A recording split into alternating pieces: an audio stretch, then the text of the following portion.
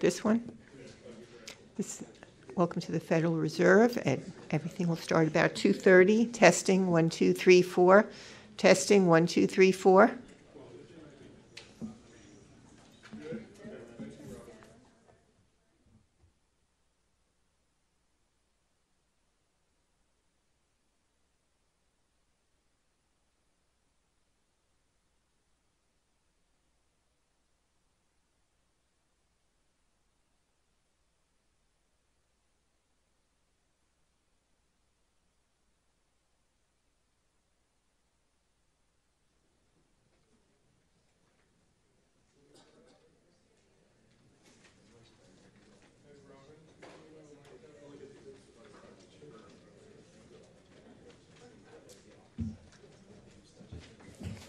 Oh, is somebody not getting it?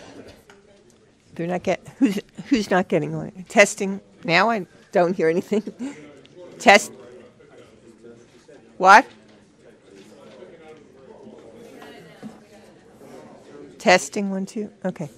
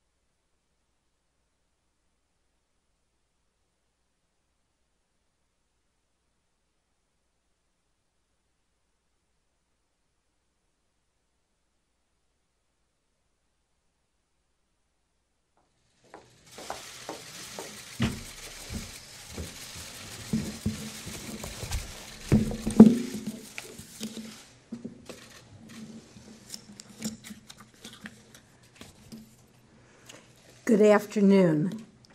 At our meeting that concluded earlier today, my colleagues and I on the Federal Open Market Committee decided to maintain the target range for the federal funds rate at 1 to 1.25%. This accommodative policy should support some further strengthening in the job market and a return to 2% inflation, consistent with our statutory objectives. We also decided that in October, we will begin the balance sheet normalization program that we outlined in June. This program will reduce our securities holdings in a gradual and predictable manner. I'll have more to say about these decisions shortly, but first I'll review recent economic developments in the outlook. As we expected, and smoothing through some variation from quarter to quarter, economic activity has been rising moderately so far this year. Household spending has been supported by ongoing strength in the job market. Business investment has picked up, and exports have shown greater strength this year, in part reflecting improved economic conditions abroad. Overall, we expect that the economy will continue to expand at a moderate pace over the next few years. In the third quarter, however, economic growth will be held down by the severe disruptions caused by hurricanes Harvey, Irma, and Maria. As activity resumes and rebuilding gets underway, growth likely will bounce back.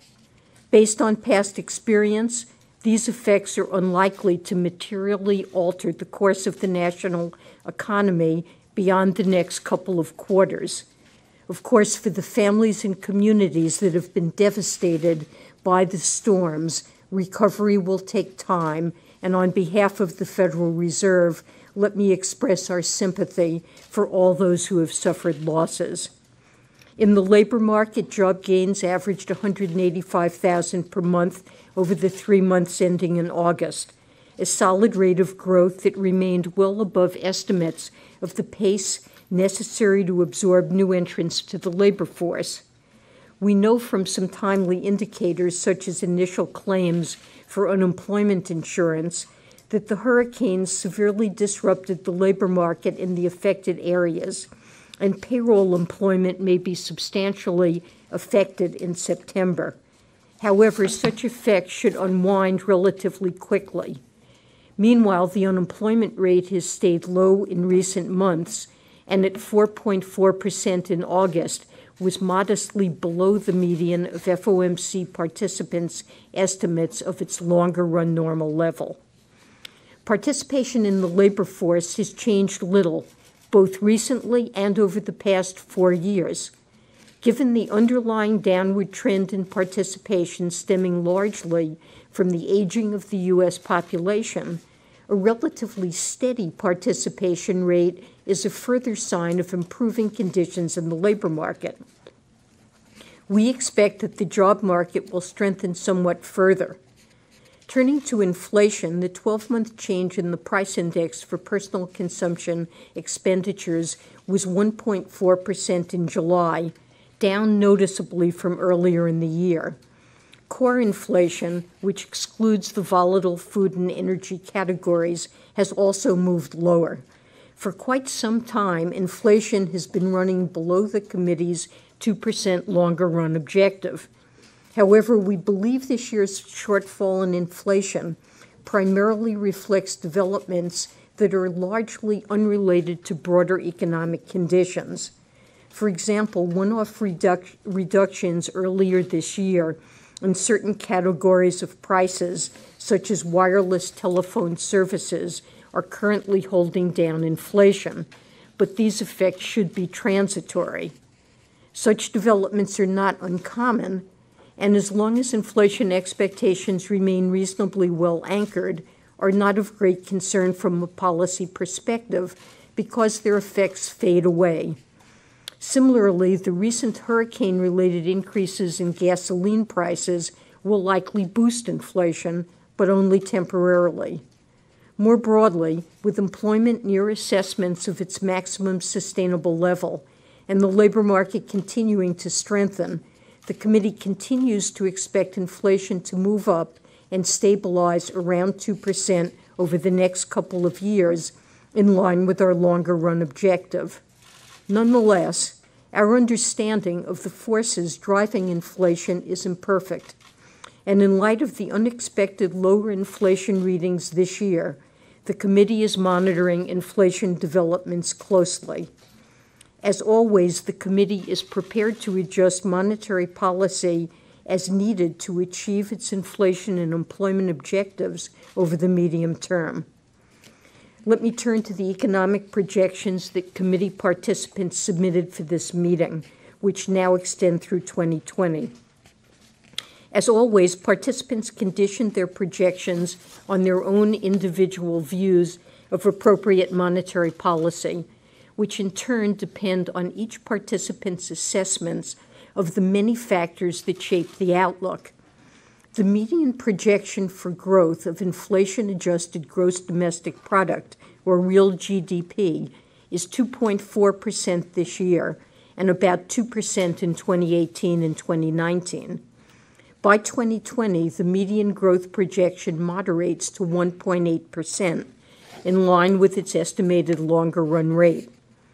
The median projection for the unemployment rate stands at 4.3% in the fourth quarter of this year and runs a little above 4% over the next 3 years, modestly below the median estimate of its longer-run normal rate.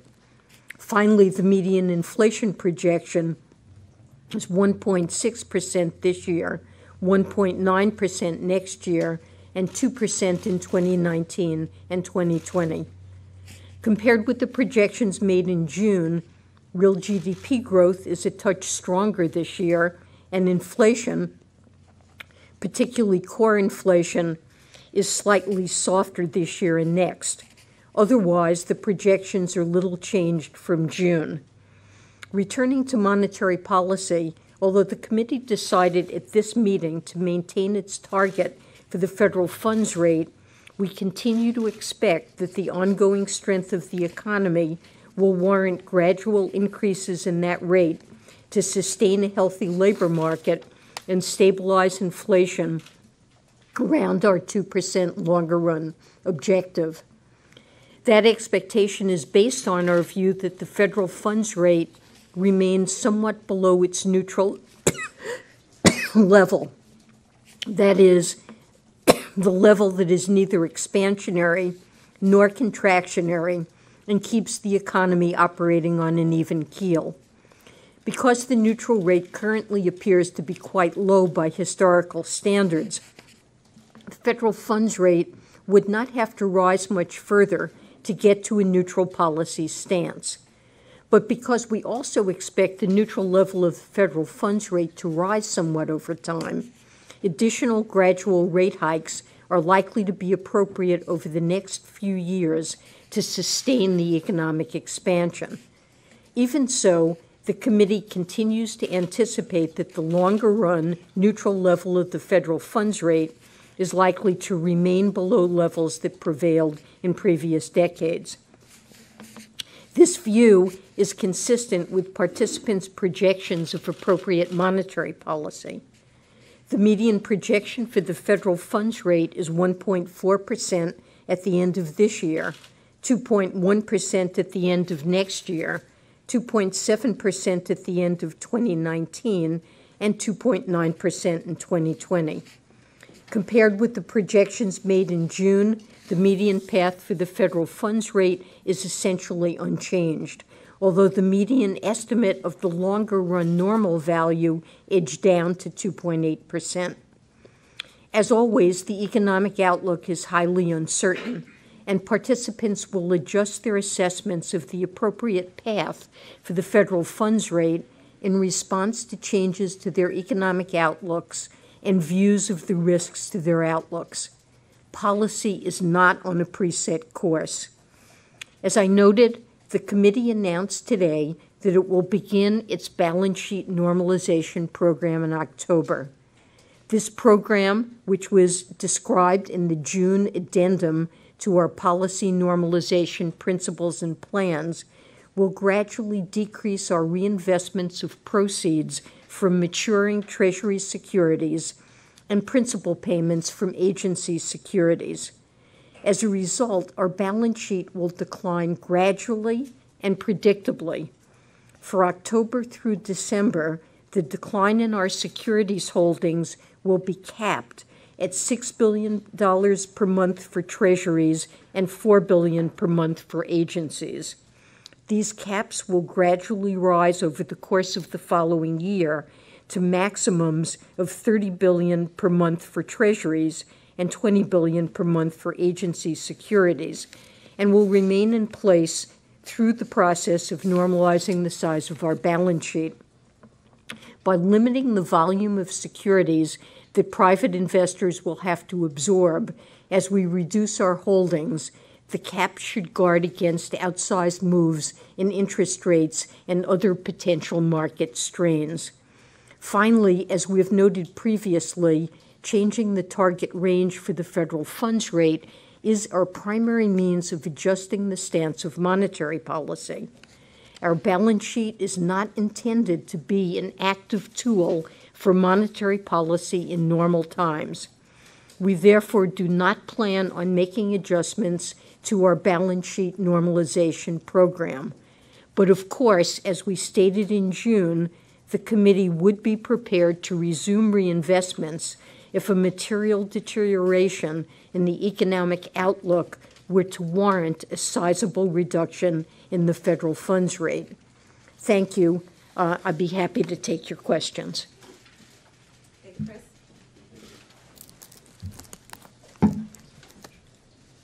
Chris Condon, Bloomberg News.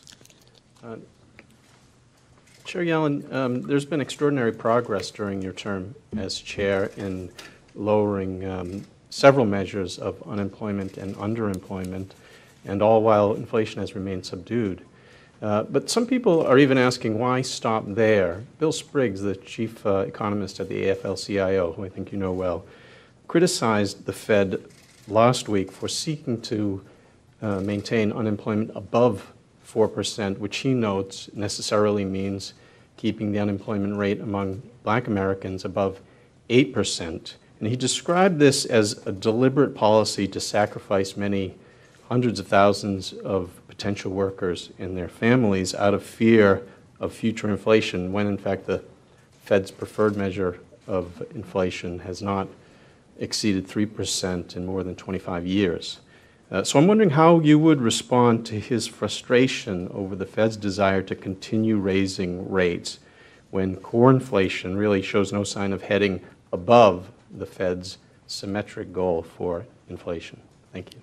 So let me first say that employment is a very important part of our mandate. We're charged by Congress with trying to pursue maximum employment, and we've taken that very seriously. I'm very pleased and heartened by the improvement we've seen in the labor market, and at 4.4%, the unemployment rate has really fallen to quite a low level. As that's happened, the unemployment rates for less advantaged groups in the labor market, particularly African Americans and Hispanics, has fallen more dramatically than that for the nation as a whole, reversing the outsized increases that those groups experienced when the financial crisis and Great Recession hit. And these are really very positive developments. So we certainly seek a strong labor market. But we have a dual mandate, which is inflation and unemployment. And we also have to be mindful of our obligation to achieve a 2% inflation objective over the medium term. Now, I recognize, and it's important, that inflation has been running under our 2% objective for a number of years. And that is a concern, particularly if it were to translate into lower inflation expectations. For a number of years, there were very understandable reasons for that shortfall, and they included quite a lot of slack in the labor market, which my judgment would be has largely disappeared. Very large reductions in energy prices and a large appreciation of the dollar that lowered import prices starting in mid-2014. This year, the shortfall of inflation from 2%, when none of those factors is operative, is more of a mystery. And I will not say that the committee clearly understands what the causes are of that. Now, we do in our regular projection show fan charts indicating the typical size of forecast errors. All of the variables, GDP, the unemployment rate, and inflation, are forecast by ourselves and private forecasters with errors. And so there is variation in these economic variables from year to year. I would say our judgment, as I said in the statement, is that this shortfall is not largely related to cyclical considerations. You can see from the projections that the committee participants submitted that we anticipate that core and headline inflation will move up close to our 2% objective next year, namely that this shortfall this year is due to transitory factors that are likely to disappear over the course of the coming year. But I want to emphasize that we do have a commitment to raising inflation to 2%. And as we watch incoming data, the assessments that you see participants write down about the path of the federal funds rate, they are not set in stone. They are not definite plans.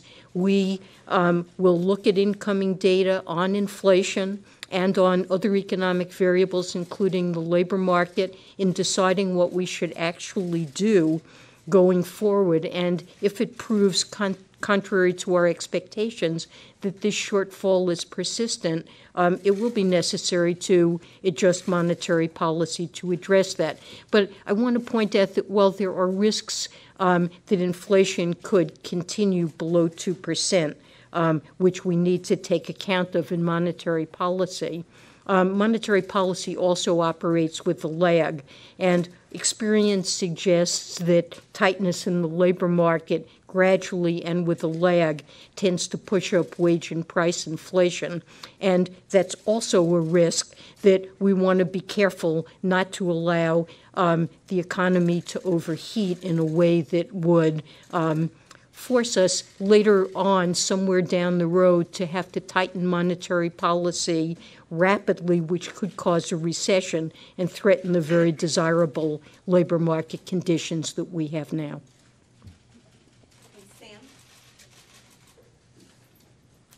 Thanks very much. Sam Fleming from the Financial Times. The Fed's staff spoke recently about elevated asset prices in the markets in the most recent in the meeting before the most one which was held today.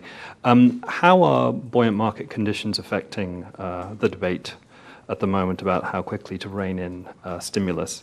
And have they, in your own mind, helped to counter some of the concerns you've had about the inflation shortfalls that we've been seeing? Thanks. So at every meeting, we try to assess the economic outlook and take account of information that's been accumulated about the real economy and also developments in financial markets, and put all of that together in assessing the course of the economy. So developments affecting asset prices and longer-term interest rates, the exchange rate, all of those aspects of financial conditions factor into our thinking. But it's not easy to get a clear read on the implications of asset prices for the overall outlook. Sometimes upward movements in asset prices can, for example, reflect a change in market participants, a reduction in market participants' estimates of the longer run level of interest rates. So there have been downward revisions both to the committees and to market participants' estimates of the longer run normal level of interest rates, which in turn reflects, in some sense, a view that going out many years, aggregate demand globally is likely to be weakened by continuing low productivity growth and aging populations. And of course, we don't know if that view is correct, but that's a factor that could be reflected, could be one reason why asset prices have moved as they have. So why are asset prices moving? That's important in determining the impact on the overall outlook. But certainly we are taking account of movements in asset prices in evaluating the appropriate stance of policy. We'll go to Steve and then Vinaya. Steve Leisman, CNBC. Madam Chair, you just said in your opening remarks that reducing the balance sheet should not be an active tool for monetary policy in normal times and don't plan to make adjustments to the balance sheet. I wonder if we could explore if there's any sensitivity to the plan you just announced. If there's a spike in interest rates, a plunge in the stock market, weakness in growth, in the June statement you indicated that the only reason why you would change the balance, it suggested, the only reason you change the balance sheet is if it required first a change in the funds rate.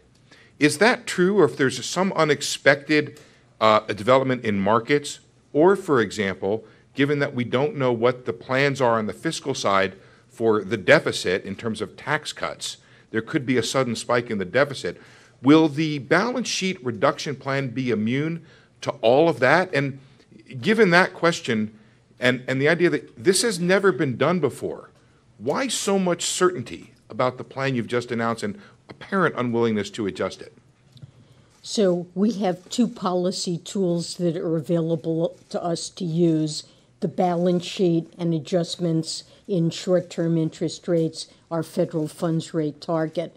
And historically, the committee has operated to adjust monetary conditions to meet our economic goals when there are shocks to the economy by adjusting the federal funds rate, our short-term interest rate target.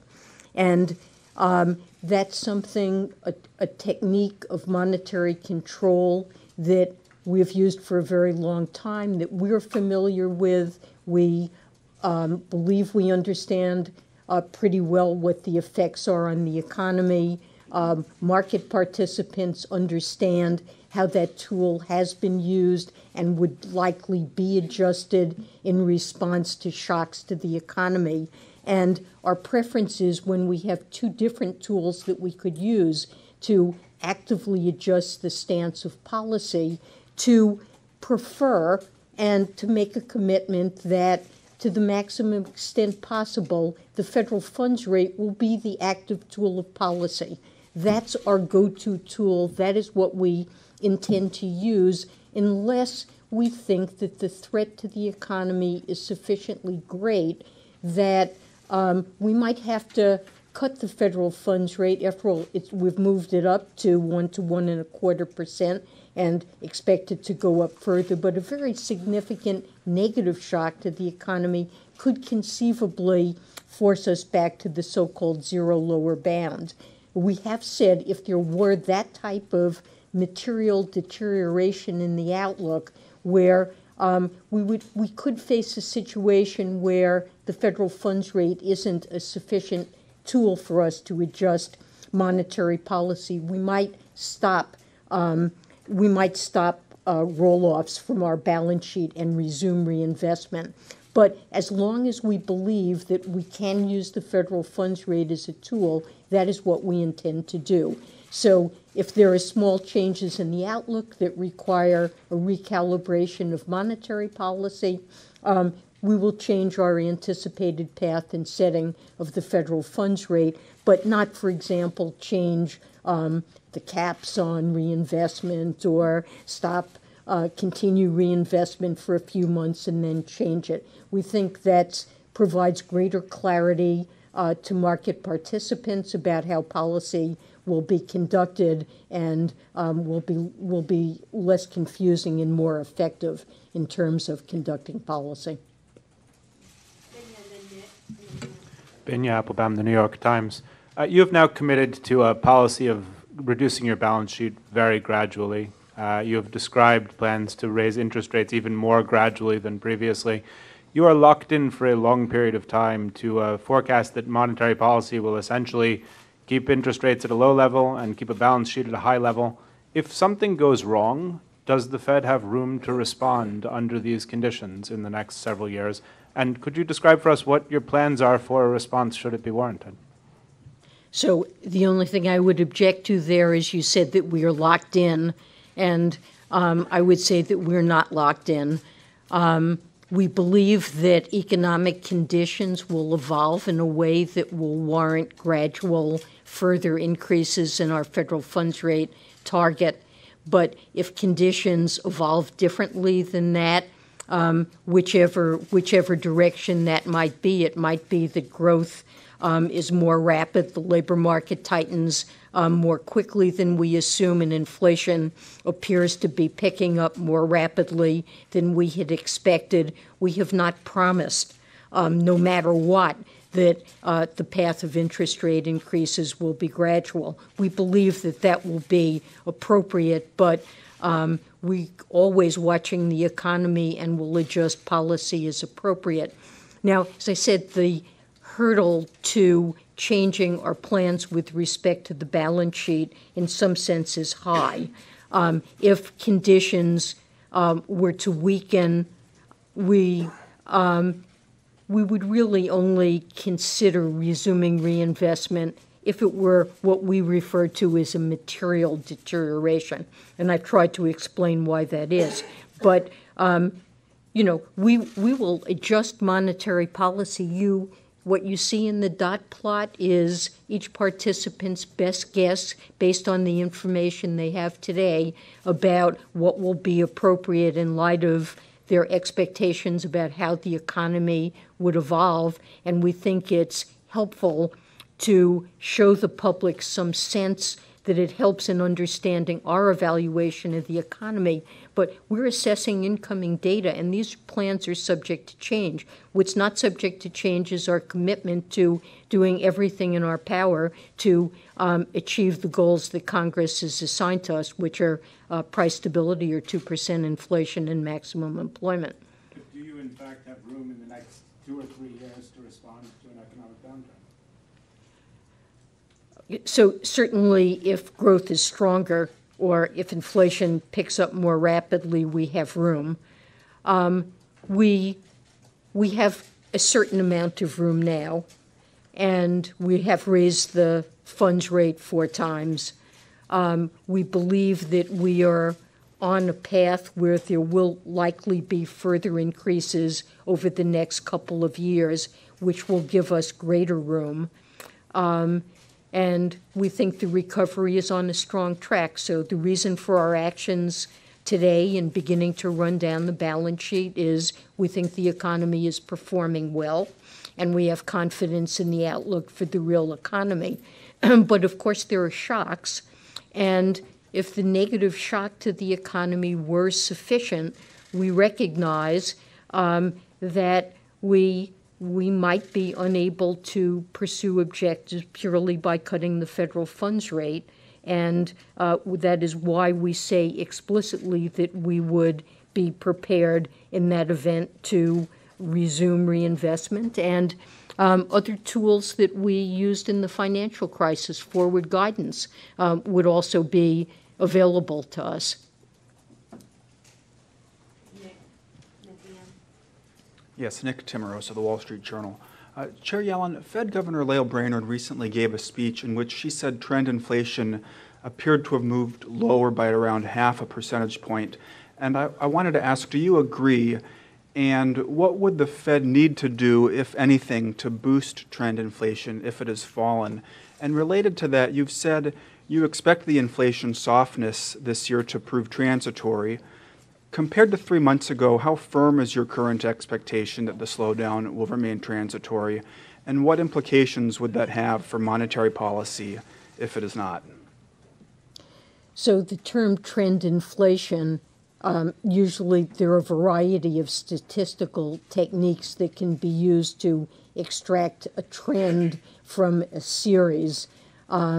Exactly what that means is, in some sense, a statistical thing. And there are methodologies that would show some modest decline in recent years in the trend. After all, we've had a number of years in which inflation has been low.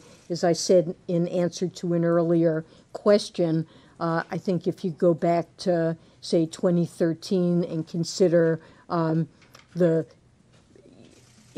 until this year, the reasons why inflation was low are not hard to understand. It's a combination of slack in the labor market, declines in energy prices, and a strong dollar that pulled down import price inflation. So what's important in determining inflation going forward is inflation expectations. By some survey measures of professional forecasters, those have been rock solid. We do also look at household expectations, which have come down some. Market-based measures of inflation compensation, as we mentioned in the statement, they have declined, and they've been stable in recent months, but they've declined to levels that are low by historical standards. That might suggest that inflation expectations have come down, but one can't get a clear read. There are risk premia built in to inflation compensation that make it impossible to extract directly what inflation expectations are. So, there is a miss this year. I can't say I can easily point to a sufficient set of factors that explain this year why inflation has been as low. I've mentioned a few idiosyncratic things, but frankly, the low inflation is more broad-based than just idiosyncratic things. The fact that inflation is unusually low this year does not mean that that's going to continue. Remember that in January and February, core inflation was running over a 12-month basis at around 1.9%, and we look to be very close to 2%. Now, we've had several months of data that have meaningfully pulled that down, and what we need to do is figure out whether or not the factors that have lowered inflation are likely to prove persistent or they're likely to prove transitory. And that's what we're going to try to be determining on the basis of incoming data. And you asked me about the policy implications.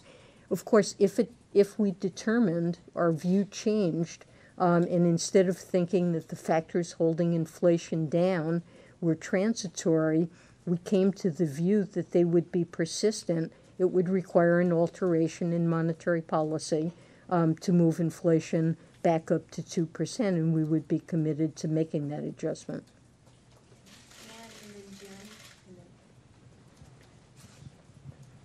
Hi, Ann Saphir with Reuters. I wanted to ask you, markets seem to be pricing in still a shallower path of rate hikes than the Fed does in the SEP. And I wonder, what do you think that markets might be missing here? And sort of what's your conviction about, that your view is the correct one on the gradual, the pace that gradual means, which seems to be a little bit faster than what markets are pricing. So I'm not really going to try to explain what market participants are thinking. I think all of us, both market and FOMC participants' paths have come down, not in the last couple of quarters, but over the last several years. There's been a growing recognition that the so-called neutral interest rate, consistent with the economy operating at maximum employment, that rate seems to have come down, and most of the economic papers that in research bearing on this topic suggests that it's quite low.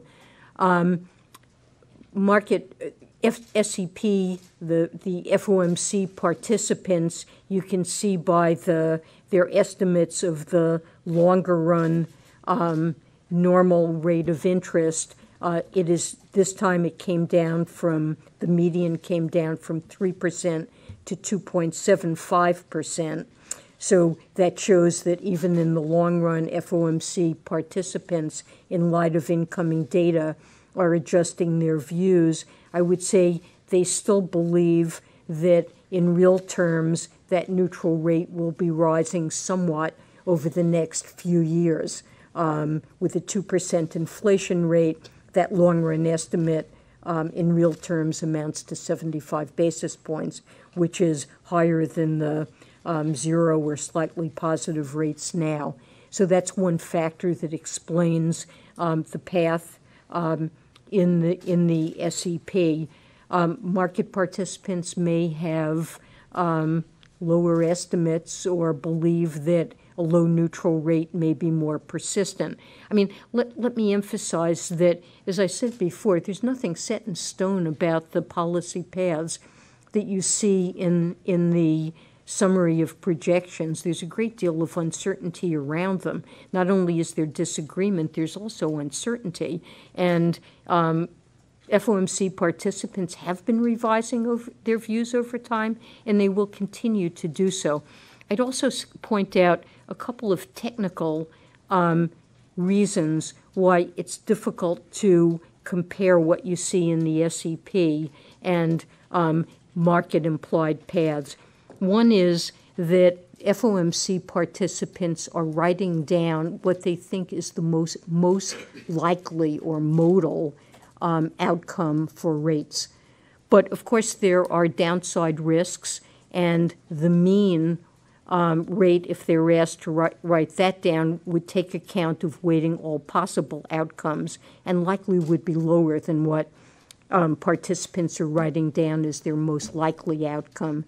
In addition, in markets, many economists have suggested that there are term premia that can affect moving from the so-called market implied path to the view for what the future federal funds rate path is. And if those term premia are negative, as many economists think they likely are, there's a little bit less difference between what you see in the FOMC plot and the market implied plot. Jim and then Adam. Thanks. Jim Puzangaro with the LA Times. Chair Yellen, your term expires as chair in February. Have you had a chance to meet with or discuss your situation with President Trump yet? And if so, what were your impressions of him and what he's looking for from the Federal Reserve? So I have said that I intend to serve out my term as chair, and that I'm really not going to comment on my intentions beyond that. I will say that I have not had a further meeting with President Trump. I met with him early in my term, and I've not had a further meeting with him. Adam Shapiro, Fox Business. Chair Yellen, a month ago you delivered a speech in Wyoming in which you said the balance of research suggests that the core reforms we have put in place have substantially boosted resilience without unduly limiting credit availability or economic growth. I have a two-part question based on that quote. First, what message do you want Congress and President Trump to hear from that statement? And then regarding economic growth, the accommodative process that the Fed has followed for the last 10 years has helped bring us to full employment. But economists point out that there have been people who haven't benefited. For instance, 52% of Americans own stock, 48% don't. They've not participated in the gains in the stock market. Housing prices, the median house price is now at a record high, and 39 million Americans, according to a Harvard study, spend more than 30% for housing. So what would you say to those people about Fed policies and the impact they've had on their lives? Okay, so you asked me what was the main message of my speech, and I would say it's that we put in place, since the financial crisis, a set of core reforms that have strengthened the financial system, and in my personal view, it's important they remain in place. And those core reforms are more capital, higher quality capital, more liquidity, especially in systemically important banking institutions, stress testing and resolution plans, and those 4 prongs of improvements in banking supervision have really strengthened the financial system and made it more resilient, and I believe they should stay in place. But I also tried to emphasize, and I believe that they have contributed to growth and the availability of credit. I've also tried to emphasize that all regulators should be attentive to undue regulatory burden and look for ways to try to scale that back. And this is especially true after years in which we have implemented a large number of complex regulations. And we have been committed to doing that. I would point out particularly community banks that are laboring under significant regulatory burden. We have been looking for ways to scale back burdens, run an AGRIPR process where we've listened to concerns among community banks and are looking for ways, for example, to simplify capital standards and reduce burdens, and that's very important. More generally, we want to tailor, we want to, and we would like to see Congress as well. We can do things to appropriately tailor regulations to the risk posed by different kinds of banking organizations. There are some things that Congress could also do to help that process, and we have made some concrete suggestions. And then some of the regulations that we've put in place with other regulators since the crisis, like the Volcker rule, are really quite complex. And we're working, we believe we should, and we're working with other regulators to try to see if we can find ways while carrying out what Dodd-Frank intended, that banking organizations not be involved in proprietary trading. Nevertheless, the implementation can be less complex. So that was my main message. Your second question asked about what impact the Fed has had on income distribution because of the fact that stocks and homes tend to be disproportionately. So I would say, look, we were faced with a huge recession that took an enormous toll in terms of depriving large numbers of people, and disproportionately lower income people who were less advantaged in the labor market found themselves without work. We had a 10% unemployment rate, and our congressional mandate is maximum employment and price stability. So we set monetary policy not with the view toward affecting the distribution of income, but toward pursuing those congressionally mandated goals. And I am pleased to see the unemployment rate and every other measure that I know of pertaining to the labor market show dramatic improvement over these years, and that is hugely important to the economic well-being, not at the top end of the wealth and income distribution, but to the bottom end of the income distribution. And we have seen this year median income in real terms rise significantly with gains throughout the income distribution. Go to Marty and then Heather. Marty Kretzinger, Associated Press. Madam Chair, the next month with the departure of Vice Chair Fisher, the Fed's going to lose its quorum, the Fed board. You'll go to 3 members. Do you have is that going to present operational challenges for you? Do you have contingency plans? Has the Senate assured you that Mr. Quarles will be, his confirmation will be approved? And in your discussions with the administration, have they given you any assurances that the pace of nominations is going to pick up soon? So first, let me say that I will greatly miss Vice Chair Fisher. He's made enormous contributions to the FOMC and to the broader work of the Federal Reserve, and I have really enjoyed working with him and appreciated his wise counsel and friendship. It is conceivable that we will be down to 3 governors. I have full confidence that even if that happens, we will be able to carry out our complement of responsibilities. There's every action that we are allowed to take under the Federal Reserve Act can be taken even if we are a board of three.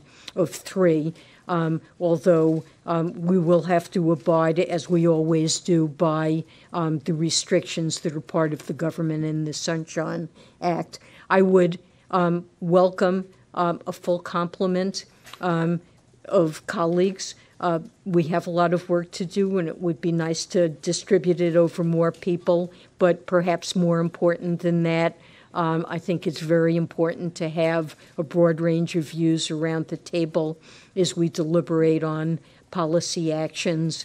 I've had very good interactions with Randy Quarles and hope he will be confirmed. I look forward to working with him, and I hope that the administration will make other nominations to fill our slots. Heather Long from the Washington Post.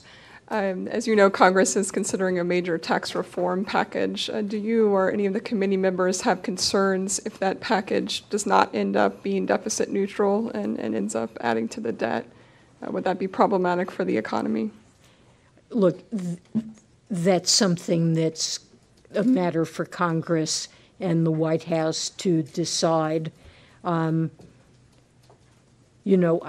put forward a few principles about fiscal policy that I would reiterate that one of the problems that the American economy suffers from, along with many other economies around the globe, is slow productivity growth.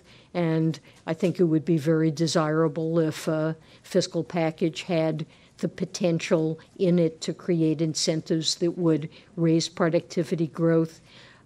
We do face, in terms of longer-term deficits, as the population ages, an unsustainable debt path that will require, I believe, some adjustments to fiscal policy, and I hope Congress will keep that in mind. But beyond a few core principles, it's really, I don't want to weigh in on details. Nancy Marshall-Genzer from Marketplace. When you testified before Congress last July, you said that you might be prepared to take enforcement actions against Wells Fargo if it proved to be appropriate. Do you think it's appropriate, and what actions could you take? So let me say that I consider the behavior of Wells Fargo towards its customers to have been egregious and unacceptable.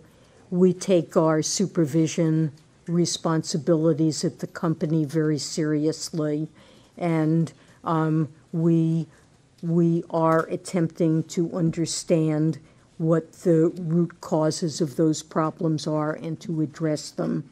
And I'm not able to discuss confidential supervisory information and not yet able to tell you what actions we may take, but I do want to say that we're committed to taking the actions we regard as necessary and appropriate to make sure that the right set of controls are in place in that organization. Can you give me any kind of a timeline? We're working very hard on it. Okay, David Harrison. Hi, thank you.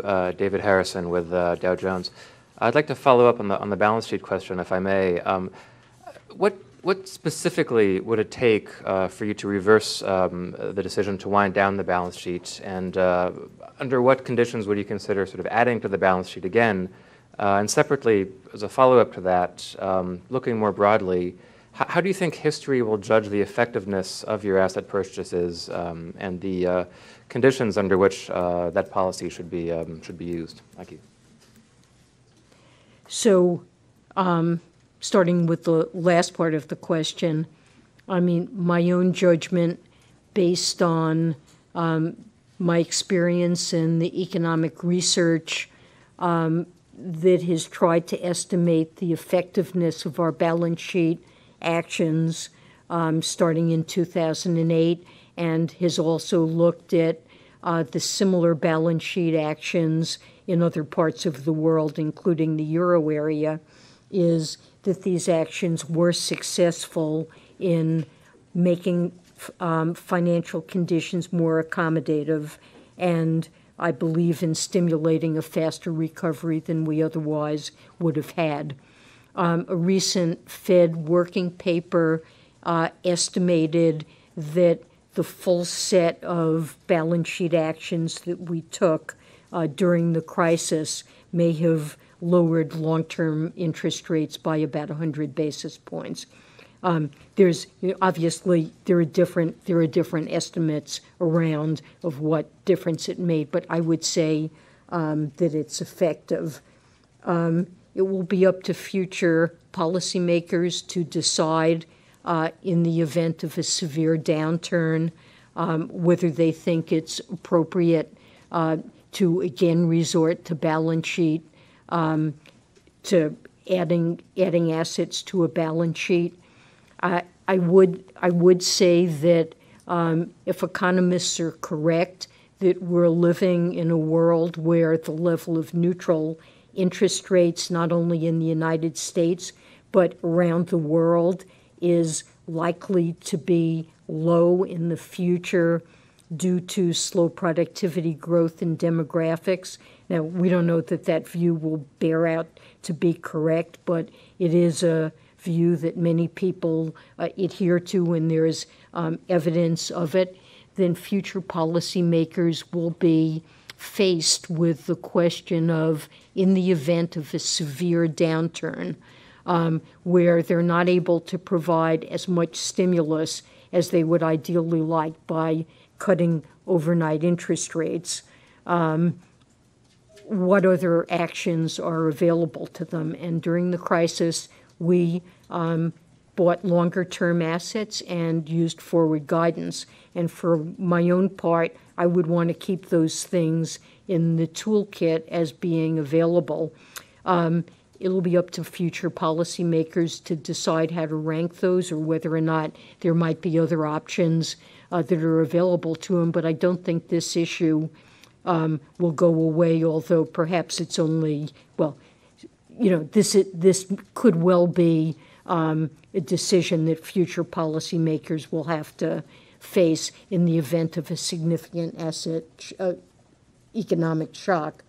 I mean, you asked me what would it take for us to resume reinvestment, and I can't really say much more than we said in the guidance that we provided, which is that if there is a material deterioration in the economic outlook, and we thought we might be faced with a situation where we would need to substantially cut the federal funds rate and could be limited by the so-called zero lower bound.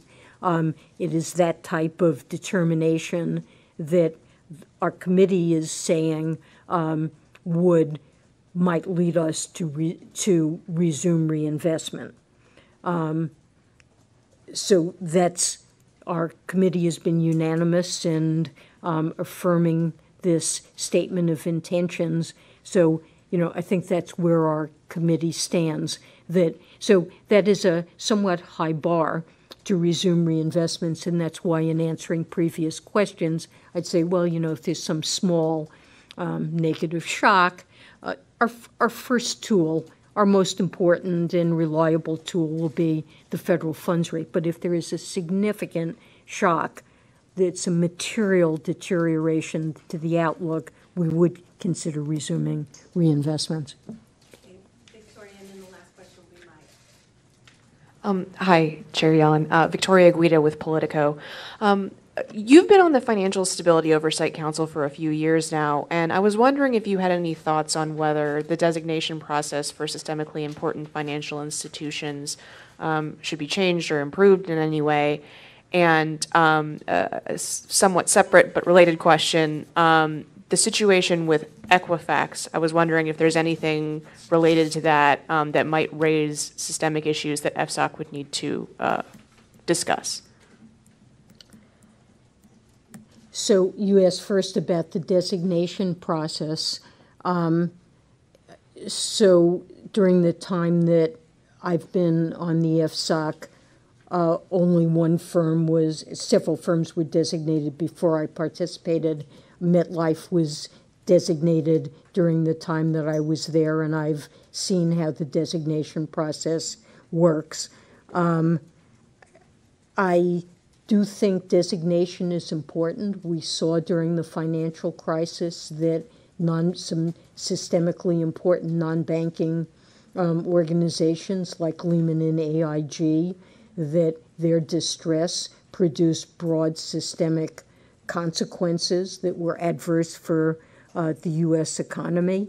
And having the ability to designate firms when the FSOC makes the determination that their distress or failure could have systemic repercussions. I believe that's an important policy tool for FSOC to have available. Now, it's not meant to be a one-way street in the sense that a firm that's designated, the procedures require annual reviews. Firms may change their business models or adjust how they conduct their business, and we should welcome de-designation of firms if their business model is changed in a way that leads us to believe that their failure or distress would no longer be systemically important, and those are decisions that we make every year. So, I'm satisfied with that process. So far, GE Capital dramatically changed its business model and was de-designated, and, I believe it's a process that works. So I know that the Treasury is looking at this and may make recommendations, and if they do, I'll be, glad to consider them as, part of the FSOC process. But I think it's been important in basically working. You asked about Equifax, and, of course, that is a very serious data breach. We would really urge consumers now to be very careful in monitoring their credit reports and financial situation. And through our supervision, we're working with the banks that we supervise to make sure that they take appropriate actions with respect to their business processes in light of the fact that there could be breaches or fraudulent transactions or information that they receive that they might use, for example, in credit determinations, could be contaminated by bad data. And more generally, it points to the importance of strong cybersecurity controls and attention to cybersecurity risks, which we do see as one of the most significant risks to the financial sector, and we're very focused in our banking supervision in making sure that banks have appropriate controls in place, and the Equifax breach, I think, highlights the importance of that. Michael McKee from Bloomberg Television and Radio. We've talked a lot today about what you're going to do and what you may do, but not necessarily about why. With 4 rate increases behind you, financial conditions are looser than before you began. And I'm wondering if that bothers you, if you're concerned about overstimulating the economy, or if you feel inflation could break out much more quickly than we have seen, or if you feel there's a financial stability question because stocks, bonds, and real estate are all so expensive now. How would you explain what the Fed is doing, why the Fed is doing it to the American people? So, first of all, let me say that the decisions that we've made this year about rates and today about our balance sheet are ones we've taken because we feel the U.S. economy is performing well. We're working down our balance sheet because we feel that's stimulus that in some sense is no longer needed. So the basic message here is U.S. economic performance has been good. The labor market has strengthened substantially. Every measure of the labor market, whether it's the narrow unemployment rate, the broader unemployment rate, the number of people working in part-time jobs who want full-time work, the level of job openings, the quit rate, the difficulty that firms are facing in hiring workers, the level of confidence we see in surveys about the labor market, all of that is pointing to vast and continuing improvement in the labor market. And we see sufficient strength in the economy in terms of spending that growth with its ups and downs, but nevertheless is strong enough, looks to be strong enough in the medium term to support ongoing improvement in the labor market. And all of that is good. And I think that the American people should feel the steps we're taking to normalize monetary policy are ones that we feel are well justified given the very substantial progress we've seen in the economy. Now, inflation is running below where we want it to be, and we've talked about that a lot during this the last hour. This past year, it's not clear what the reasons are. I think it's not been mysterious in the past, but one way or another, we have had 4 or 5 years in which inflation's running below our 2% objective. And we're also committed to achieving that.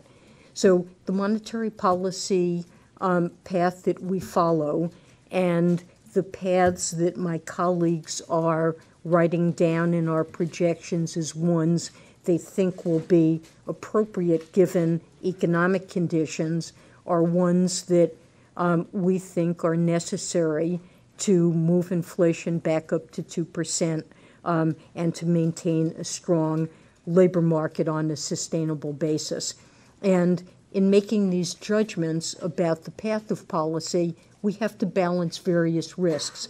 One risk is that if we tighten policy too quickly, we may find out that, although we don't think this now, that the inflation shortfall is something that's going to be persistent.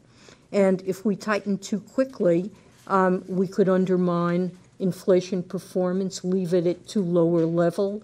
Inflation expectations could fall, and that could become ingrained, and that would be dangerous. And so that's a reason to be cautious about raising interest rates when inflation is as low as it is. But on the other hand, we have a strong labor market and a low unemployment rate. And although the pace of job gains is not quite as strong this year as, for example, as it was in 2016, we're still averaging 175,000 jobs a month this year, which is quite a bit above the pace of maybe 100 to 120,000 that would be consistent with a stable unemployment rate if labor force participation begins to move down in the manner we expect. So if we don't do anything to remove policy accommodation and the labor market tightens and just continues to tighten, as you mentioned, arguably, I mean, we could, arguably financial conditions overall haven't tightened that much. The economy could overheat, inflation could rise more quickly and above our objective. That's something that would occur with a lag, and that would force us later on to tighten policy more rapidly than would be ideal, and we could risk a recession if we did that. So there are risks on both sides to our objectives, and most of my colleagues and I have concluded that a gradual path of rate increases while constantly watching incoming data, being open to revising our views on the outlook and revising our expectations about policy is the best way to manage that set of risks.